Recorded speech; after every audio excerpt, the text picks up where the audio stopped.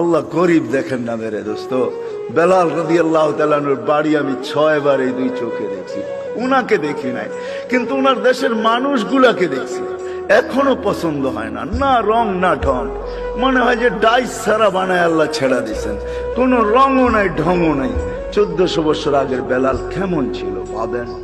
আল্লাহর কাছে তার পরিচয়, ছোট্ট জীবনটাকে সে করছিল, এটাই তার কাছে পুঁজি ছিল, আর কিচ্ছু ছিল না।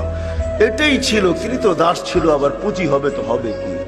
বেলাল তো ইথিওপিয়ার ছিল, এখনো তার বাড়িটা ঐতিহ্য হিসাবে রাখা আছে।